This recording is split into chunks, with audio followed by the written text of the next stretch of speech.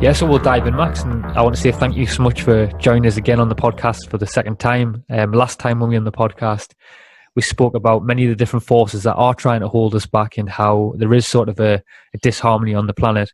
But as you know, Max, more and more people now are starting to align with the frequency of harmony, if you want to call it that, and people are wanting to try and find and restore that balance again.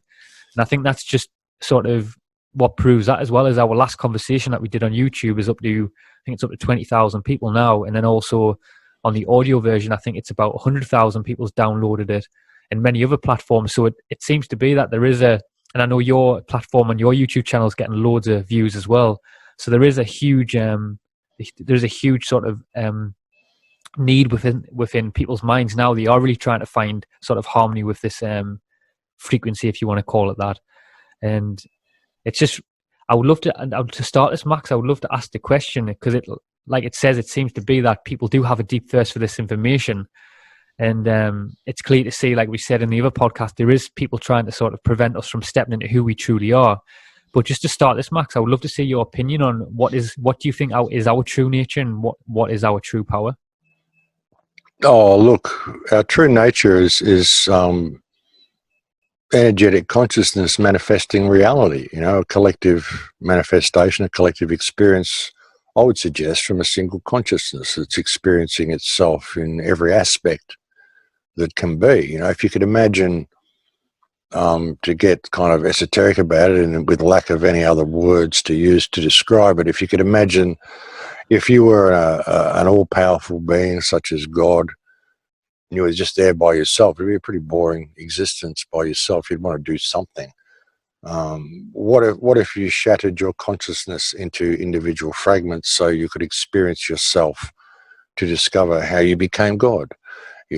Something like that. I mean, when you look at what this is, it's a collective manifestation of energy. Ultimately, at the very core, we're all energetic beings that come from a single source, which would be the field around you. If you really start looking into the nature of consciousness, you find it's not local to your body. It's simply harvested from the surrounding field. So you can imagine this as being essentially some form of biological computer mechanism, that's fully autonomic, self-functioning, self-correcting, self-balancing, self-healing. All you got to do is put the fuel in it. It needs a consciousness to govern it. Where does that consciousness comes from? Well, within every body, there is a DNA which is unique to you, particular to you.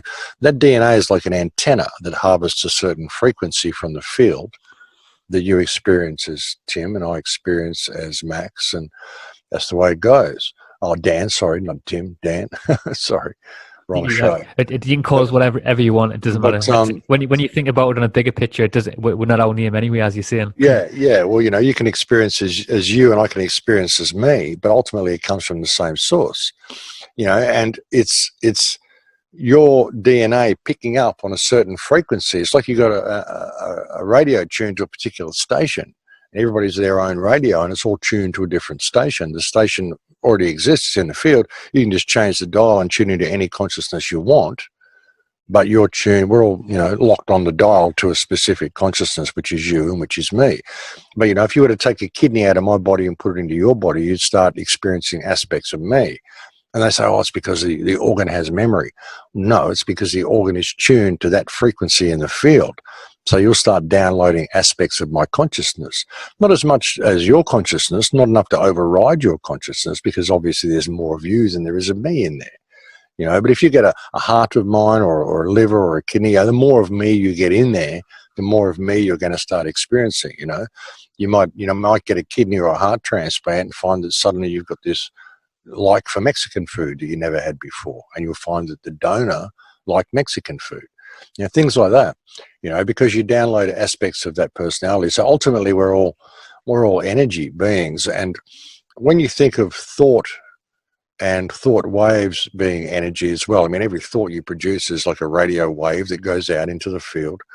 This can manifest your reality back to you. When you think of the collective fear they're putting into the minds of people, well, that's the reality we get mirrored back to us. That's why the world turns into such a chaotic state, because they get people in fear, so we create a fearful reality.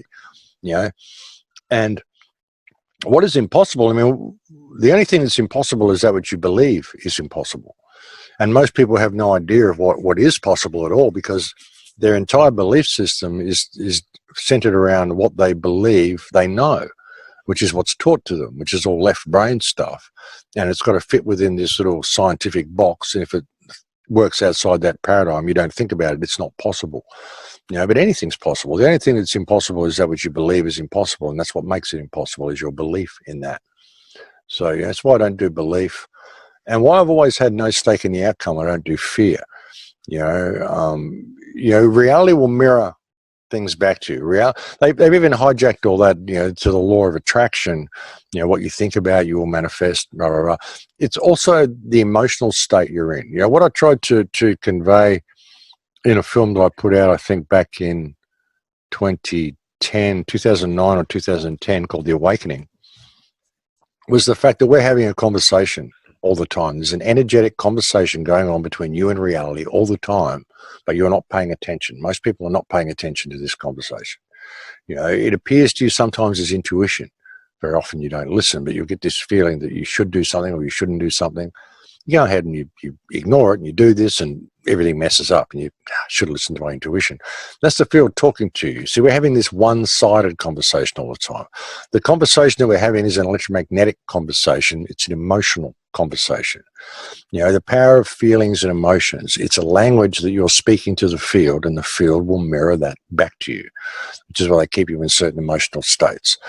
How I became a radio host back in 2008 was because I had this incredibly profound experience in meditation one night, and I had all these realizations of what I'm talking about now, and I realized it was all an emotional mirror. And I thought, well, being a radio host would be a really good way to get the word out. So I got up and I continued making my clips and doing my YouTube stuff, and I was just making slideshows and putting them on YouTube.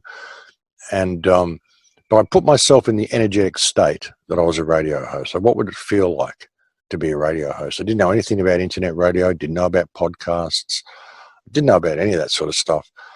And then within, I just get up and I just do my work. I'd take my son to school. I do all the things that I normally did, but I was a radio host. And it wasn't that I was pretending to be a radio host or anything.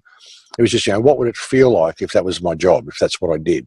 What energy would I feel like I was in, And I didn't do anything at all to try, but within 6 weeks, I got offered a job as a radio host. I didn't do anything to try to get that job. And it was a real radio station as well. It was like a radio station in Kansas that went out, you could tune in on your car. It wasn't just online radio. It was a proper radio station. I did that for 13, 14 years, and I realized, it's true. It's all an emotional mirror.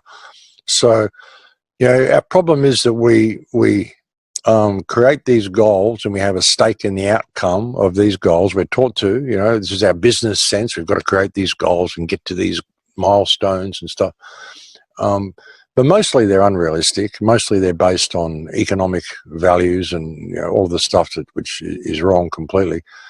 And very often, people are, doing these goals in a business manner, and it's all about creating wealth in their lives. And they'll find that the more wealth they create, the more expenses they generate with it, and they live to their means all the time. Doesn't matter if you're making $100 a week or $10,000 a week, you're going to be spending $100 a week or $10,000 a week. Your lifestyle seems to change around your income, and people generally live to their means because that's the focus. Whereas I just don't think about stuff like that. And you'll find that you live in a natural state of abundance. You don't really want for anything. I mean, I don't have a lot, but I don't want for a lot because I don't need a lot. We misplace our values, and even the law of attraction and all this sort of stuff. It's been taken over from the law of mirroring, which is a more emotional language. They've tried to turn it into an intellectual language, and they've even taken terms such as abundance, and they've turned it into prosperity, which makes you think about finances. You prosper and get wealthy and rich, which that isn't wealth. True wealth is health and friends and companionship and having a safe environment. Happiness. This is wealth. And money doesn't buy that. People think it does. No, money buys you stuff and big stuff and big houses and the bigger front door, and then you can feel that you're better than the neighbour, and all this division takes place, and people get jealous because you've got a bigger front door than them. And, you know, it's crazy stuff. So, you know, that's just, I've found the way you can live your life and just sort of get through it is to have no stake in the outcome and realise you're speaking this emotional language and go with the flow and allow things to unfold. Don't have your goals too firmly set, because you may miss something along the way, some little sidetrack which is going to lead you somewhere that you didn't even expect, which is where you actually needed to go. So, you know, you've got to be careful on what these goals are. I mean, my only goal in life, like they asked me when I was a child at school, what do you want to be when you grow up? And I said, outrageously happy. And that was my only goal in life, was to be outrageously happy when I got old. I said, I don't care whether I'm in the gutter or whether I'm living in a castle, as long as I'm outrageously happy, you know. So, yeah, I mean, that I think should be the focus, you know, happiness and improvement of the self and improvement of others, you know, service to creation. You know, there's only one law I've found, one law of creation, and that is unconditional love and service to creation. And that doesn't mean service to others at the expense of yourself. You've got to love yourself as much as you love others.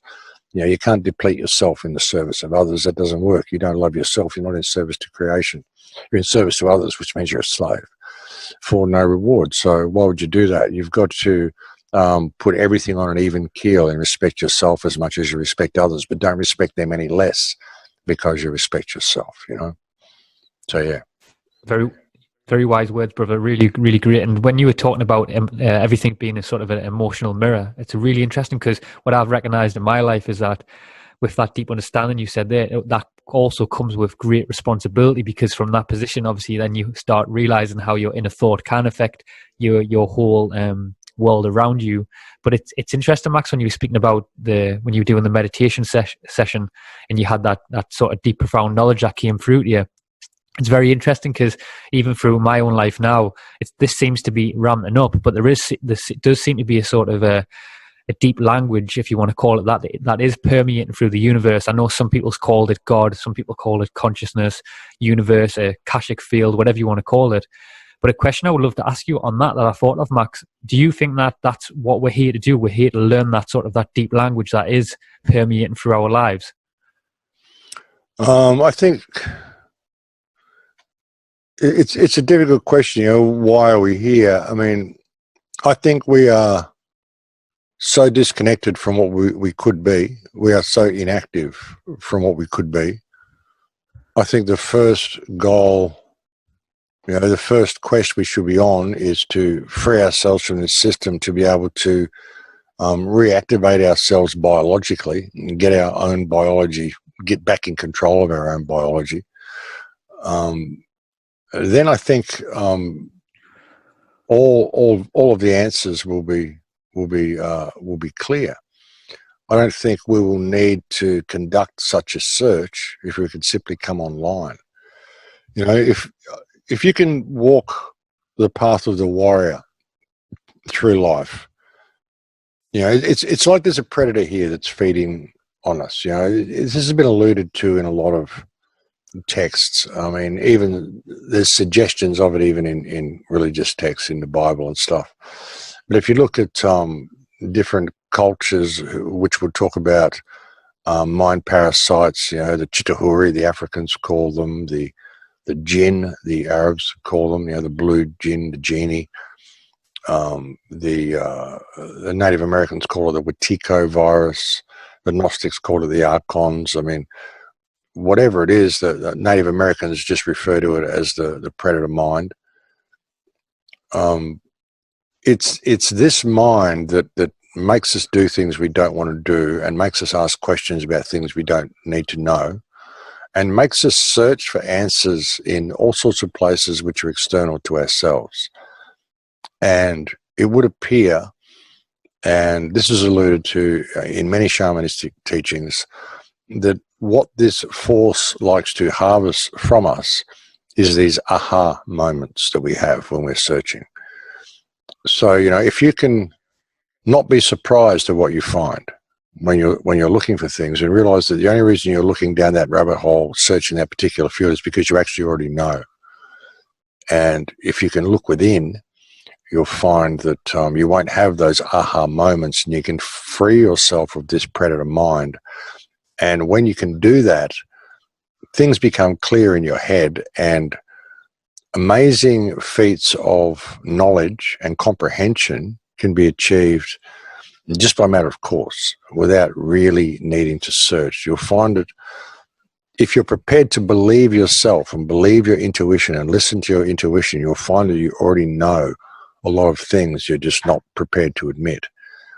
Yeah, and the big problem that we're facing here is a loss of self. Something I've attempted to do with all my radio shows right since the beginning. Well, I've been focusing on COVID and freedom and the emergency we're in lately, but yeah, if you listen to my radio shows, there's been an underlying message through the whole lot for the last 10 or 12 years is to lead people back to themselves. It's about the rediscovery of the self. And I can't teach you who you are. I can't teach other people who they are. All I can do is help them discover that for themselves. And, you know, you can't tell people the truth because they won't believe you. They won't listen. The only way to get people to the truth is to help them discover it themselves. It has to be realized. Real truth can't be told. It has to be realized. You know, even the stuff that you know is because you had that aha moment. You know, a little light bulb went off. Someone might have led you to the doorway, but ultimately you walked through and you had that moment. And that's what I've attempted to do with my radio shows and all my films is just encourage people to ask questions, ask the right questions. And I've kind of led them to certain doorways, and they can be prepared, you know, they can make up their own mind as whether they're prepared to open that doorway and to walk through and ask those questions, and whether they're spiritually and emotionally and psychologically ready for the answers that they're going to find. Because, you know, the darkness is pretty dark. It's pretty black. And if you're not prepared to see just how dark it is, you should never look into the shadow. And that's why I don't just tell people things outright and make statements, you know, outright blanket statements usually. You know, maybe I've slipped up sometimes and done that, but we all do. But it's mainly encouraging people to ask questions because it's a loss of self.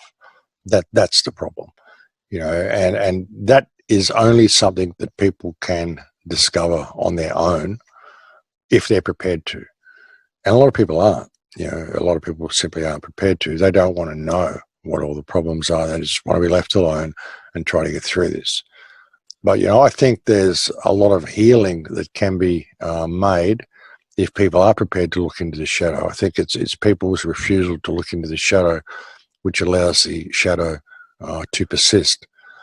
But, you know, it's an uncomfortable place for a lot of people to go because they have to admit that their life has been a lie, that it's been meaningless. They've been doing all this stuff which was completely meaningless and unnecessary. And that's been one good thing about this lockdown. Maybe people will realize just how worthless their jobs were and all this stuff they were doing that they really didn't need to do anyway.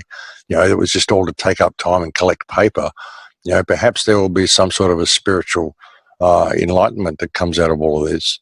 But of course, yeah, I tend to push it the other way. But, you know, it's all about a loss of self, brother. That's the whole thing. I've often said if people could just have that epiphany in their minds and just go, oh my God, I have value, and just realize what they are. If we all did it at once and we suddenly didn't tolerate wrong behavior anymore and just did the right thing and saw everybody else as a reflection of ourselves, which is why I say in Lakesh at the end of every show, which means I am another yourself. If everyone just had that epiphany, we could change the world in 3 seconds, like bang, like that. It'd be changed. You know, if everyone just had that realization, well, at least we could change it in a day. But, you know, if it was an epiphany, we could change it right away. Imagine if everyone just suddenly saw everybody else as a reflection of themselves and refused to tolerate wrong behavior. The whole facade would fall away right now.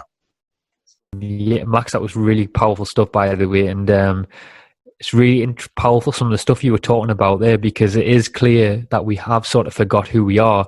And when you touched on a couple of the ancient cultures there, I would love to ask you a question about that, because all that sort of that deep knowledge that you were speaking of there, Max, it's really interesting that a lot of the ancient cultures, if we look back at them, actually understood that deep language. How do you think that ancient cultures actually understood that deep language that you were just talking about there? I think it was just the way we lived. You know, I think this is knowledge that's been taken from us. I think it was just common knowledge with everybody. You know, when you look at the structures and the buildings and the artistic nature of everything that existed in the past, I think it was just the way things were. You know, we may wonder how people could have had this knowledge, and it may appear like magic to us, but that's only because we've been taught this left brain education for the last couple of generations, and we've been taught what is real and that it only fits within scientific parameters. You know, and you know, I think it was common knowledge, brother. I really do. All you've got to do is look at some of the ancient structures and some of the buildings and architectures and stuff that we marvel at, saying, "Oh, we ancient wonders of the past, and we haven't got the scientific know-how to do that." And gee, how did they do it? Because they thought completely differently. They had completely different technology. They had a different way of looking at themselves and a different way of applying themselves to life, a different almost symbiotic relationship with the earth that we live on. You know, we've lost all of that, and you know, it's been taken from us. You know, like I said, if you could just free yourself of this predator mind and have this calmness, you know, the saying is to be able to face infinity without flinching, to be able to face with serenity odds that are not expected, not included in your expectations. That's the way to get through it, you know, and to find yourself and to create that calmness within. If we could do that, and you know, the fact that our pineal gland is so calcified, so we're only experiencing such a small part of reality anyway. We don't have any real spiritual or emotional connection that we understand due to our pineal being closed. You know, if you look at DMT, dimethyltryptamine that some people use as a drug, they smoke it or whatever. It's also active in ayahuasca and things like that. It's also active in your body. It's produced in your spine apparently, and it's distributed through your brain by your pineal gland. Well, our pineal gland is mainly calcified, so we're not having that distribution of DMT through our system that we should. And but we do have a bit in our body. I mean, if we didn't have DMT in our body, we wouldn't dream, we wouldn't see in color. So we just have just enough for us to experience, you know, a bit of reality. But the DMT and something else in our body called tryptophan. Tryptophan is in everything. It's in plants, it's in animals, it's in everything. And nobody really knows what it's for. And I would suggest that tryptophan is actually like an antenna, like your DNA. Tryptophan is the interface that reality uses to communicate with itself. And if we had more active DMT, dimethyltryptamine, in our body, we would be able to use the communicate to nature through the tryptophan in our body. And we would call this instinct. It's like how animals know to leave an area before it floods because they know there's a hurricane coming. Whereas tribal people will leave the area too because they know there's a tsunami coming or an earthquake before it happens. They all pack up and they leave. Then there's a disaster. Because the pineal's still open, the tryptophan in their body is active and they can access the tryptophan in nature, and they notice the frequency is changing, so they get out of the area. See, we don't have that in our Western cultures. We've had this aspect of communication taken away from us. So, you know, there's more than the five senses. There's other ways of communicating with the world rather, you know, just by looking at a tree and smelling it and seeing it and hearing the wind rustle. That's just a few ways of communicating with it. There's a symbiotic, energetic way you can communicate emotionally with the tree as well. You know, there's an area near here called the Crystal Castle, and they have these instruments hooked up to trees, hooked up to these little electronic synthesizers. And when you can go and sit in the garden there, if you sit next to the tree will play you a tune. And it starts off a little nervous when it starts playing. And if you don't like the tune, it'll stop playing. And if you do like the tune, it'll get more confident and the tune will expand and get more and more creative. And it picks up on your emotions. Yeah, but if you don't like it and you think, oh, I don't really like that, it'll change the tune until it finds one you like. You don't have to say anything, but it'll find one. And as soon as you start thinking, oh, gee, I like that, it gets really confident and it starts doing. So it's energetically communicating with you. It's reading your emotions, the tree, and it's playing you a tune. You know, so sentient life is everywhere. And there is a whole other levels of communication that we're not experiencing. So I think that's something that's very important for people to take into account when understanding how this whole system works. And, you know, why they push all this fear into people, why they keep you worried about all these mundane, meaningless things rather than ever paying any attention to yourself and to what your relationship with, you know, the trees and the rocks and everything around you actually is, you know? I've got two questions, Max. I don't know what I want to ask you, but when you were speaking about the senses there, it was really cool stuff. I was actually going to ask you the question. I know there's definitely a splitting of consciousness on the planet, but there also definitely seems to be an uprising of them senses where more and more people are connecting to them senses as well. So maybe that's my first question. And the second question, just to add to it, if we can try and blend the two, was do you think that the ancients maybe had a way to affect that human frequency?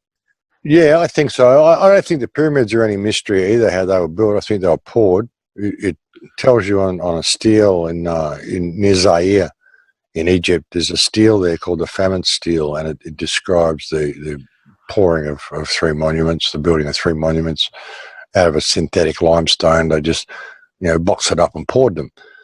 You can do it, all the materials there. So it's like a form of concrete. It's a form of geopolymer that they're made of. There's the granite, the granite sarcophagus and all that in the central area is still quite spectacular, but I don't think there's any mystery how they were built. But yeah, I think they had a way of harnessing all of this stuff. I think some of the mystery structures that we see, I don't think that would have been so mysterious at all if you knew how reality worked. With levitation, frequency. I mean, a lot of the old stone structures that we see that seem so mysterious, like the stone walls in South America, these all appear to have been poured out of molten stone that was then solidified. So they're all basically forms of geopolymer. I don't think there's any really great mystery to them at all. It's just technology that we're not aware of, because again, we've got to only think within the realms of science. We wouldn't ever think of getting plant extracts and rubbing them on stones to make the stones soft and, pouring them as buckets of mud into bigger blocks. But that's what I would suggest happened, and that's what a lot of the natives in South America would say as well. And that's what the famine stele says in regard to the pyramids being built. But, as far as our consciousness, they knew that, what sort of a world you could create. I'm sure they did through consciousness. I think we are far, far more powerful than people would ever give us credit for, because they're taught not to believe in such things. They're taught it's magic, but I don't believe any history. I don't believe any of the stuff we're told about the past. I think things changed quite recently, actually, like within the last probably even a couple of 100 years, 200 or 300 years. I think it was a very, very different world here on Earth. I think there was a worldwide civilization that existed on Earth, the remnants of which can still be found everywhere. And I just don't believe a thing we've been told. But, a lot of the problem now is, there is a huge awakening happening with people being locked away and people realizing just how corrupt the system is. This whole lockdown, this whole overreaction for, what's happened, a lot of people are getting it. But it's where they're going to direct that awakening, whether they're going to be wanting government to come and rescue them or whether they're really taking the time to look within. It's a huge opportunity for us, this whole lockdown, this whole implementation of this new world order system they want to bring in, this whole smart system. It's right in everybody's face now. And I think it's a huge opportunity for people to push back. So this could be a time of incredible freedom that could lead us to a really good place if we play our cards properly. That's why I've been spending so much focus on it. I've been focusing on it almost every day. I've been doing uploads and talking about the current situation because, we're at a very historical moment. We're at a pivotal point in history right now. I can't think of anything previously in any time in recorded history that I know of that has been as significant as what we're going through now, the type of change we're going through now. Even looking back at the Industrial Revolution, which I don't even buy into being what we're told it was anymore. Now I have a different understanding of history. But I think a lot of what has happened in the last 300-400 years, it's all been culminating to this very point we are at now. And which is why it's so important for people to understand their emotions and understand the power of their emotions and what we can do with this moment. But very, very interesting times we're in, brother. A lot of people, they want to talk about history, but they don't realize this is history. What we're doing right now, this is history. Very, very significant history, which is going to be remembered as long as the human race continues. This is going to be one of the most pivotal moments that has ever been. Yeah, I love that. I would love, Max, as well, just maybe ask one more question as well. I would love to ask you the question of how do you think, I know we've been talking around the sense of consciousness, and all the stuff's been really great, by the way, some great points. You've said some stuff that I want to definitely go back to and listen to again and research. But when you were talking before about the grand scale of consciousness, how do you think free will plays into the plans of the grand scale of consciousness? Everything. It's all based on free will. Everything we're doing now is based on free will. We don't have to do any of this. Even our choice of having governments is based on free will. We choose to go and vote. We choose to participate in all this. We choose to give our authority away. Great book by Larkin Rose called The Most Dangerous Superstition, which is about authority. It's the belief in authority. It's all free will. This whole existence is based in free will. Free will interaction, contractual interaction, free will interaction, free will contractual interaction. Anything you do is a contract. Any conversation you have with someone is a contract. You know, if you look at it that way, get all the monetary sense of a contract out of the idea, but it's a contract of souls, a free exchange, if you will. You know, so, and it's all based on free will. We have the free will to throw away our smartphones, to turn away from this system, to say no, and to suddenly support each other and see ourselves in each other, and not measure ourselves by the size of our front doors. We have the free will to do this anytime we choose to do it. I mean, I chose to make that decision years ago. You know, I gave away just about everything I own, sold the rest so I had enough to survive, severed ties with all government institutions, no unemployment, nothing, don't want anything to do with anything you guys have got. And, you know, it was my free will to do so. And I've just kind of bounced through the world for the last 15 years that way. And, it's all about free will. We have the free will to say no to this anytime. I wish people would. But they think someone's got to come along and save them is the problem. They're not prepared to save themselves because they're not prepared to discover themselves. They don't want to know the true power they have. They want someone to come and save me. They want to, Max will come and save us. We'll hold his coat while he goes and fixes the world. And then I'll get the newsletter that the world's changed. And then I can go back to work and do all this mundane shit that I was doing before. You know, if the world's going to change, why do people think all that mundane stuff's still going to be there? You know, the problem is they want a new nanny. It's like the Q movement. You know, Q is going to come and save the day because we don't like the old nanny. So the new nanny is going to come along, the Q nanny, and it's going to look after us. It's still a new nanny. If you're waiting for anyone on a white charger to come along and change the world for you, it's because you're not prepared to change yourself. And all you have to do is change yourself, and then the world changes. But I won't do it until he does it. But he won't do it until you do it. So you're just stuck in this loop, you know. Lead by example in all that you do. Be the change you want to see in the world, and that's how the world will change.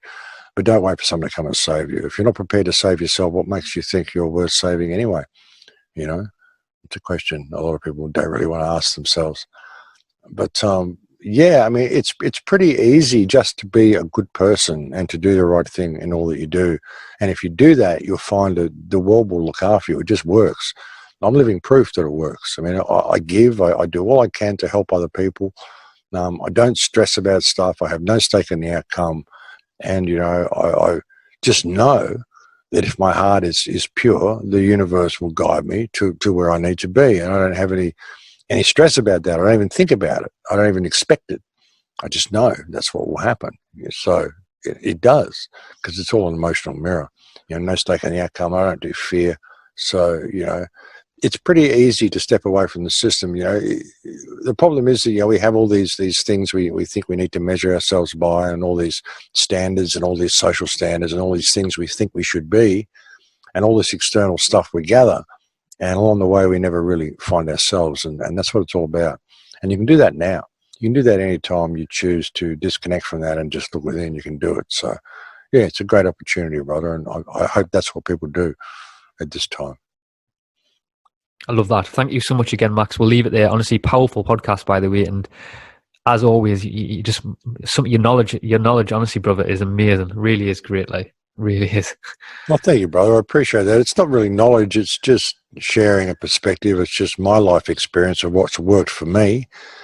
And, you know, I kind of found it all out in the school of hard knocks. So, yeah, hopefully it will save a few hard knocks on other people if they just consider these possibilities of a different perspective, and you'll find that if you do it, your life will change. It has with me, and it has with many other people that I know. I know people that have changed their lives completely by realizing it's an emotional mirror, and it'll mirror back to you what you put out there. So, it just works.